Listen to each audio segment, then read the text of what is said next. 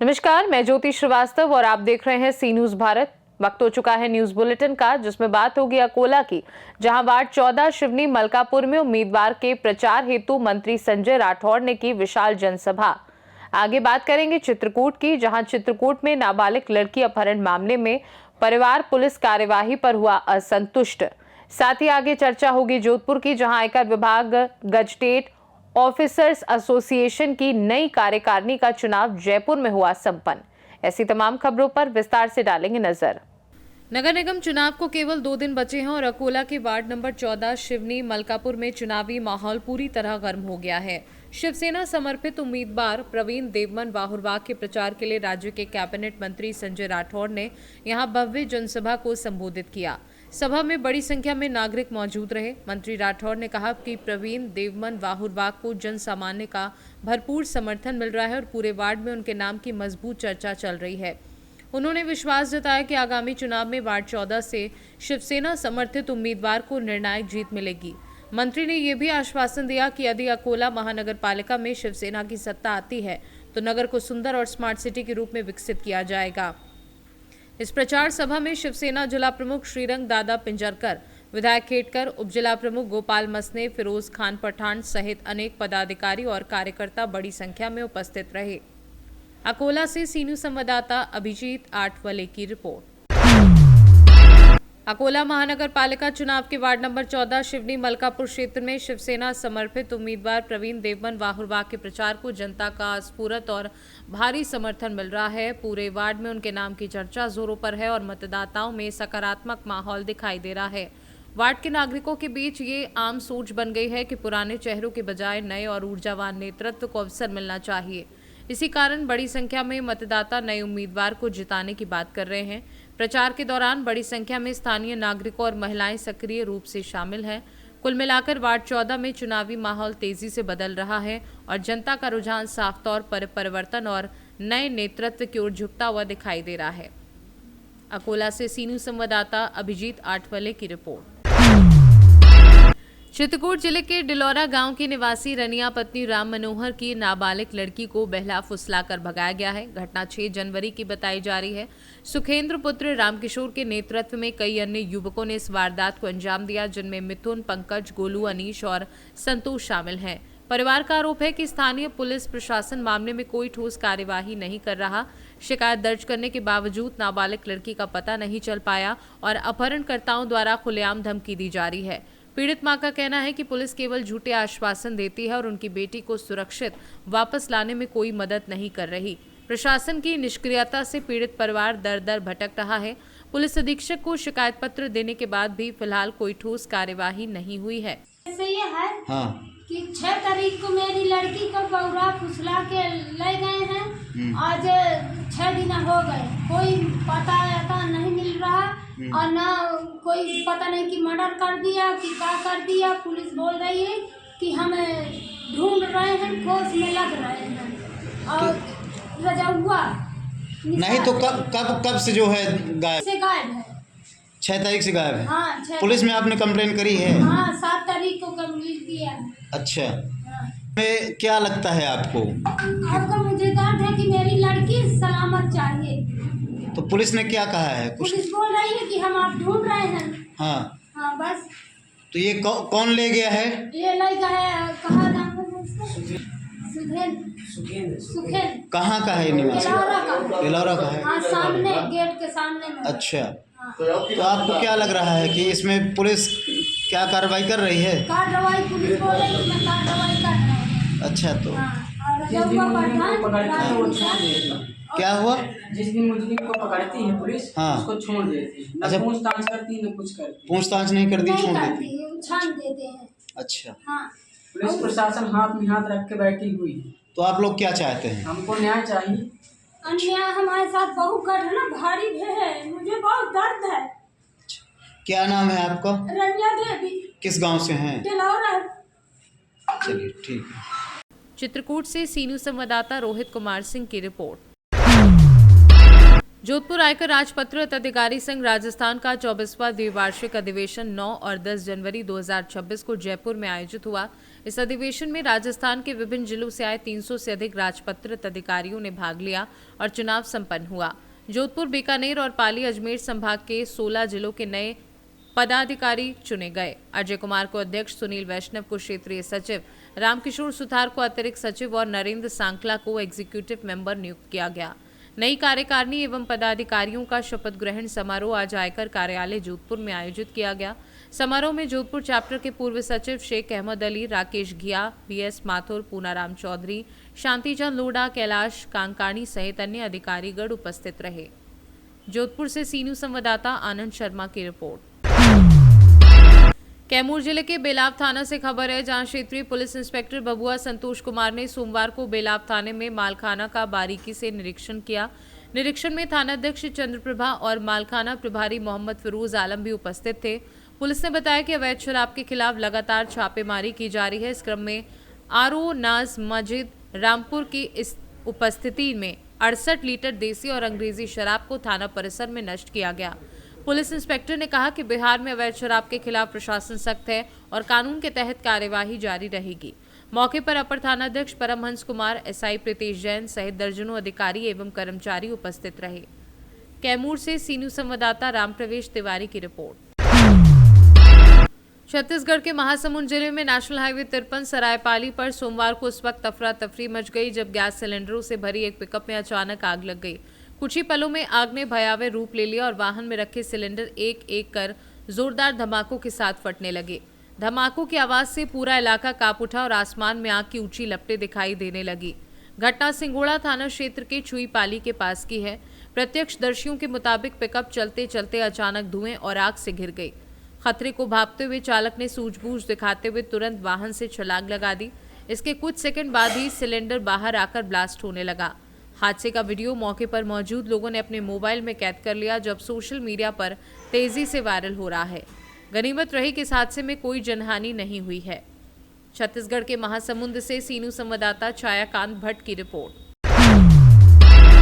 मुरादाबाद जनपद में किसानों को लूटने वाले खाद माफियाओं के खिलाफ पुलिस ने बड़ी और निर्णायक कार्यवाही की है। मुंडापानी थाना पुलिस और एसओजी की संयुक्त टीम ने यूरिया खाद की ब्लैकमेलिंग और कालाबाजारी के एक बड़े नेटवर्क का भांडाफोड़ करते हुए एक अभियुक्त को गिरफ्तार किया और खाद से भरा एक ट्रक मौके से कब्जे में लिया। पुलिस को गुप्त सूचना मिली थी कि मुंडापानी थाना क्षेत्र में कुछ लोग सरकारी दरों पर मिलने वाली यूरिया खाद को अवैध रूप से संग्रहित कर किसानों को ऊंचे दामों पर बेचने की साजिश रच रहे हैं। छापेमारी के दौरान बरामद ट्रक में यूरिया खाद भरी थी, जिसे अवैध रूप से खपाने की तैयारी थी। इस कार्यवाही के बाद खाद माफियाओं में हड़कंप मच गया। पुलिस अधिकारियों ने बताया कि पकड़े गए अभियुक्त से गहन पूछताछ की जा रही है और इस अवैध धंधे के पीछे एक संगठित नेटवर्क होने का संदेह है, जिसकी कड़ियां अन्य जिलों तक भी फैली हो सकती हैं। मुरादाबाद ये जो ट्रक पकड़ा गया यूरिया का, इसमें क्या मामला है? ये ट्रक अभी ड्राइवर और कंडक्टर बैठा हुआ है यहाँ पे, और उसके द्वारा बताया जा रहा है कि वो संभल से लाया है और रामपुर ले जा रहा है। तो ये यहाँ पे थाना मुंडापांडे में पुलिस वालों ने पकड़ा है और मुझको बुलाया गया है इस पे कार्रवाई करने के लिए। इसमें अब ट्रक तो भरा हुआ है, इसमें गिनने बाद पता चलेगा 500 कट्टे तो होंगे लगभग इसमें। सर कौन सी कंपनी का खाद है? इफ्को कंपनी का खाद है इसमें, यूरिया। अब इस पे जो भी कार्रवाई की जाएगी, अभी चेचो साहब से मिलेंगे और उनसे मिलके ही कार्रवाई की जाएगी। सर शुभ नाम क्या है? डॉक्टर राजेंद्र पाल सिंह। सर क्या नाम आपका? मेरा नाम माखन सिंह है साहब, माखन सिंह चौहान, भारतीय किसान यूनियन जिला संगठन मंत्री मुरादाबाद। मुंडापांडे में एक खाद से बड़ा ट्रक पकड़ा गया, क्या पूरा मामला? ये साहब बेजुई से आया है। बेजुई में मंडी में दुकान है, वहां से ये खाद भर के चला है और ये डड़ियाल ले जा रहे थे। इस खाद को जो है डड़ियाल ले जा रहे थे, ये वहां से मोल लाए हैं 290 रुपए में और हुआ बिकता है 360 रुपए का। और ये बता रहे भी खड़े थे तो कि मंडी में वहाँ ये कृषि अधिकारी भी आए हुए हैं मुरादाबाद से, जिला कृषि अधिकारी, और AR साहब भी आए हुए हैं, बैठे थे वहाँ। तो बता रहे साहब वहाँ मिल के ले जाता था, गन्ना मिल को 100 कट्टे ये 30 देना, और किसान लेते हैं बस 260 रुपए कट्टा। तो वहाँ स्थिति में बिक रहा है। मैं भी आया, मेरे संग पर खड़ा ट्रक संघ के सामने। मैंने क्या बवाल हो गया तो मैं भी यहाँ देखने आया। मेरा बेटा यहाँ का कोऑपरेटिव चेयरमैन है संघ का, कोऑपरेटिव का। तो ये बवाल है। ये कितने कट्टे होंगे ट्रक में? इसमें लगभग 600-700 कट्टे हैं, 700 करीब बता रहे हैं ये लोग। मुरादाबाद से कैमरा पर्सन नवील अहमद के साथ जाबिर हुसैन की रिपोर्ट। रांची के ग्रामीण इलाके बेड़ो में पिछले दिनों मठ पहाड़ पर मिले अज्ञात शव की गुत्थी पुलिस ने सुलझा ली है। ये मामला आपसी विवाद और त्रिकोणीय प्रेम प्रसंग से जुड़ा पाया गया। पुलिस ने इस जघन्य हत्याकांड में शामिल 2 नाबालिगों को गिरफ्तार कर लिया है। पुलिस के अनुसार मृतक की पहचान लोहरदगा जिले के कैरू थाना अंतर्गत हुदू निवासी मुन्ना उराव के रूप में हुई। मुन्ना 5 जनवरी को अपने भाई की शादी में शामिल होने नरौली ग्राम आया था, लेकिन अचानक लापता हो गया। 8 जनवरी को बेड़ो पुलिस को मठ पहाड़ के पास उसका सिर कुचला हुआ शव मिला। मामले की गंभीरता को देखते हुए वरीय अधिकारियों के निर्देश पर विशेष टीम का गठन किया गया। जांच के दौरान नरौली गांव के किशोर से पूछताछ की गई, जिसने अपना गुनाह कबूल कर लिया। 26 को बेड़ो थाना अंतर्गत खुखरा के मठ पहाड़ के पास एक शव पाया गया था, जिसमें हत्या कर वहाँ छुपाया गया था। उस हत्या का संबंध में बेड़ो थाना कांड संख्या 226 अंकित कर इस कांड का उद्भेदन है तो एक पुलिस की टीम गठित की गई थी, जिसमें हमारे पुलिस निरीक्षक उत्तम उपाध्याय, थाना प्रभारी सुजीत उराव, उत्तम कुमार पासवान, अनिल टोपो वगैरह को शामिल किया गया था। अनुसंधान के क्रम में मृतक का शिनाख्त किया गया, जिसका नाम मुन्ना उराव है। मुन्ना उराव बताया गया, जो कैरो थाना लोहरदगा के कैरो थाना के हुदू गांव पे रहने वाला। अनुसंधान के क्रम में पता चला कि उसके मृतक का जो है भाई की शादी थी, हुदू से नरौली में बारात आया हुआ था, और उसी क्रम में मृतक के भाई से तो लोगों का झगड़ा हुआ था, और उसी प्रतिशोध में जो है इसको पकड़ करके जो है मठ पहाड़ में लाकर हत्या कर फेंक दिया गया था। अनुसंधान के क्रम में 2 किशोर का नाम आया, और वो दोनों किशोर को विधि के अनुसार जो है विधि सम्मत ढंग से निरुद्ध किया गया है, और उनके पास से उनकी निशानदेही पर पूछताछ के क्रम में उनकी निशानदेही पर उनका खून लगा कपड़ा जब्त किया गया है, और एक मोबाइल जब्त किया गया है, तथा घटना करने के समय जो प्रयुक्त मोटरसाइकिल है अभियुक्तों ये किशोर का KTM 200 मोटरसाइकिल जब्त किया गया है। दोनों किशोर को बाल संरक्षण आयोग में करके मठ पहाड़ आए हुए थे। जो कि आपको डॉग स्क्वाड जो है बार बार जमगाई की ओर जा रहा था। हाँ, वो डॉग स्क्वाड पूरी तरह से ये नहीं कर पाया, लेकिन अनुसंधान के क्रम में अन्य स्रोतों से जो पता चला, और तो इन दोनों बालक का नाम सामने आया। जिस दिन नरौली के क्रम में दोनों ने अपनी इस कांड में अपनी संलिप्तता स्वीकार भी किया है। तो सर, जिस दिन नरौली में ये शादी समारोह या फिर मेहमानी का जो कार्यक्रम था, जिस दिन वहाँ हाथापाई हुआ था दोनों के बीच में, उसी रात की ये घटना है या फिर 1-2 दिन इधर उधर की घटना है? 5 तारीख की शादी थी, 5 के बाद वो झगड़ा हुआ था। उसके बाद जो है दूसरा का दिन जो है उनको दोस्ती का साठगांठ करके और खिला पिला करके लाया गया था, बाला फुसला करके। उसके बाद घटना कार्य की गई है। सर, इसमें मृतक के लिए कुछ प्रावधान, सरकारी प्रावधान जैसे मुआवजा के कुछ प्रावधान किए? रांची से सीनू संवाददाता नदीम दानिश की रिपोर्ट। मध्य प्रदेश के रीवा जिले के रायपुर करचुलियान क्षेत्र में ग्राम पंचायत अमिलिया के ग्रामीणों ने कलेक्टर कार्यालय का घेराव किया। ग्रामीणों ने सड़क, बिजली और पानी जैसी मूलभूत सुविधाओं की लगातार अनदेखी को लेकर प्रदर्शन किया। पूरा मामला ग्राम पंचायत अमलिया का है, जो रीवा जिला मुख्यालय से 15 किलोमीटर दूर सगरा थाना क्षेत्र में स्थित है। ग्रामीणों का कहना है कि आज़ादी के 79 साल बाद भी उनकी पंचायत में पक्की सड़क नहीं बनी। इसके कारण आपातकालीन सेवाएं जैसे 108 एम्बुलेंस तक गांव तक नहीं पहुंच पाती है, जिससे बीमारों और गर्भवती महिलाओं को भारी परेशानी होती है। इन समस्याओं को लेकर सरपंच अरविंद तिवारी के नेतृत्व में ग्रामीणों ने कलेक्टर कार्यालय का घेराव किया और अपनी मांगों को सरकार तक पहुंचाने की कोशिश की। सरपंच अरविंद तिवारी ने कहा कि ग्रामीण अब और इंतजार नहीं कर सकते। सड़क, बिजली और पानी जैसी मूलभूत सुविधाओं के बिना गांव का विकास असंभव है। उन्होंने प्रशासन से शीघ्र कार्यवाही की मांग की और चेतावनी दी कि यदि मांगों का समाधान नहीं हुआ तो ग्रामीण बड़े आंदोलन के लिए तैयार हैं। सरपंच प्रतिनिधि ग्राम पंचायत अमलिया अरविंद तिवारी। मेरे यहाँ समस्या है, शासन की मूलभूत योजना है, रोड, पानी, बिजली, तीनों हमारे ग्राम पंचायत में नहीं है। नाक के नीचे हमारी ग्राम पंचायत है, यहाँ से 15 किलोमीटर में हमारी ग्राम पंचायत है। वहाँ शासन की मूलभूत योजना, रोड, पानी, बिजली कुछ भी नहीं है। हमने यहाँ कई बार आवेदन दिया, कोई सुनवाई नहीं होती है। अभी आज हम लोगों ने घेराव के लिए भी दिया था पहले से ही कि आज 12 तारीख को 11 बजे से हम लोग घेराव करेंगे, तो भी कोई सुनने के लिए तैयार नहीं है। अभी मैं अंदर गया, मुझे ले गए, बताया गया कि भाई क्या करेंगे, तो हम अंदर गए तो बोले कि सीओ सर से हमको मिलवाइए, जिला पंचायत सीओ सर। उन्होंने मना कर दिया, बोले कि भाई जनपद में जाओ। क्या ये जिला स्तरीय मामला क्या जनपद से सुलझेगा? हमारा मामला जनपद से नहीं सुलझने वाला। ये मैडम से यहाँ धरना करेंगे, या कि तो हमारी मांगे पूरी कर दे या कि हमको जहर दे दें, तो हम लोग मर जाएं, जीने लायक नहीं बचे हैं।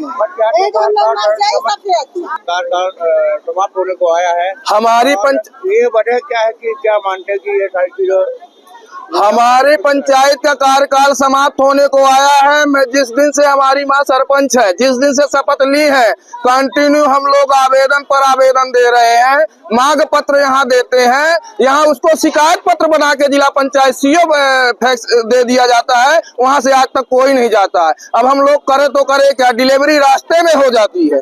2-2, 3-3 किलोमीटर तार की कटिया फंसा के लोग चला रहे हैं, उसमें भी करंट लग जाता है। मैं यही चाहता हूँ कि मैडम चले और हमारे गांव में घूमे। अगर वहाँ हम सत्य हैं तो हमको, अगर हम असत्य बोल रहे हैं तो हमको फांसी दे दी जाए। और हमारी जनता को, इस देश को आजाद हुए 78 वर्ष हो गए, लेकिन हमारी ग्राम पंचायत नाक के नीचे है, आज भी गुलाम है। अब पूरी पब्लिक आके तैयार है। वजह क्या है? वजह कोई कुछ है ही नहीं है, कोई सुनने को नहीं तैयार है। हम लोग मुद्दा उठाते हैं, फिर ये समाप्त हो जाता है। कितने बार आप यहाँ पे आ चुके हैं? यहाँ मैं धरने के रूप में पहली बार आया हूँ, घेराव के रूप में। इसके पहले मैं कई आवेदन दिया। ये हमारे द्वारा 12/9/2024 को कलेक्टर कार्यालय रीवा को दिया गया था पत्र, जिसमें कोई सुनवाई नहीं है। इसके पहले भी कई दे चुके, तो अब याद ही नहीं है। फिर 25/9/2025 को माननीय मुख्यमंत्री महोदय जी के यहाँ हमने सीएम हाउस में जाके दे आया आवेदन, तो भी कोई कार्रवाई नहीं हुई। दिनांक 24/9/2025 को उप मुख्यमंत्री माननीय राजेंद्र शुक्ला जी के भोपाल निवास में जाकर के मैं आवेदन दे के आया, उसकी पावती मेरे पास है, आज तक कोई कार्रवाई नहीं हुई। फिर दिनांक 25/9/2025 को माननीय पंचायत एवं ग्रामीण विकास मंत्री, माननीय प्रभारी मंत्री प्रहलाद सिंह पटेल जी के यहाँ मैं जाके आवेदन दे आया, कोई सुनवाई नहीं हुई। फिर दिनांक 8/10/2025 को मुख्य कार्यपालन यंत्री जिला पंचायत सीओ को आवेदन दिया, कोई कार्रवाई नहीं। तादाद में आप लोग यहाँ पे आए, अगर सारी व्यवस्थाएं सुविधा मुहैया नहीं होती तो अगला कदम क्या होगा? अगला कदम हम लोग भोपाल सीएम हाउस का घेराव करेंगे। मर जाएंगे, मिट जाएंगे, लेकिन हम अपनी सुविधा लेके रहेंगे। मर जाएंगे, मिट जाएंगे, नहीं हमको जहर दे दिया जाए। इतने उम्मीद से पब्लिक सरपंच बनाती है और हम जाकर उनको क्या मुंह दिखाएंगे? क्या मुंह दिखाएंगे? ये पब्लिक हमको वोट दे के सरपंच बनाती है कि हमारे यहाँ सुविधा दिलाई जाए, और हम ऐसा चूड़ी पहन के बैठे रहते हैं। अब ये शिकायत का जांच का करो भैया, जेल भेज दो, करो, लेकिन हमारे यहाँ रोड, पानी, बिजली दे दो। बस यही डर है, सरपंच डरते हैं कि हमारी जांच हो जाएगी, हमारे करो, हमको जेल भेज दो, लेकिन हमारे ग्राम पंचायत को सुविधा तो चाहिए, सुविधा दे दो। रीवा से सीनू संवाददाता अर्जुन तिवारी की रिपोर्ट। मकर संक्रांति के पावन अवसर पर सीहोर में rotary club, inner wheel club और रेड क्रॉस सोसाइटी के संयुक्त तत्वाधान में 1 दिवसीय काइट कार्निवल का भव्य आयोजन किया गया। कोलीपुरा स्थित निजी गार्डन में आयोजित इस कार्यक्रम में पतंगबाजी के उत्साह के साथ संगीत, नृत्य और पारंपरिक मनोरंजन का समागम हुआ, जिसने शहर वासियों को उत्सव की खुशियों से सराबोर कर दिया। कार्यक्रम के मुख्य अतिथि सीहोर विधायक सुदेश राय, समाजसेवी अरुणा राय, अंतर्राष्ट्रीय कथावाचक पंडित प्रदीप मिश्रा रहे। अतिथियों ने मैदान में पतंग उड़ाई और 60 से अधिक स्टॉलों का भ्रमण कर सहभागियों का उत्साहवर्धन किया। रोटरी क्लब अध्यक्ष मधुर विजय वर्गीय कपिल अग्रवाल ने अतिथियों का तिलक लगाकर स्वागत किया। समाज सेविका अरुणा राय ने स्टॉलों का जायजा लिया और बालिकाओं द्वारा बनाई गई पेंटिंग्स की सराहना कर उन्हें प्रोत्साहित किया। कार्यक्रम के अंत में प्रतिभागियों और विजेताओं को पुरस्कार भी वितरित किए गए। सीहोर से सीनू संवाददाता रजनी राय की रिपोर्ट। न्यूज बुलेटिन में फिलहाल के लिए इतना ही। वक्त एक छोटे से ब्रेक का। ब्रेक के उस पार हम आपको और भी तमाम बड़ी खबरों से करवाएंगे रूबरू।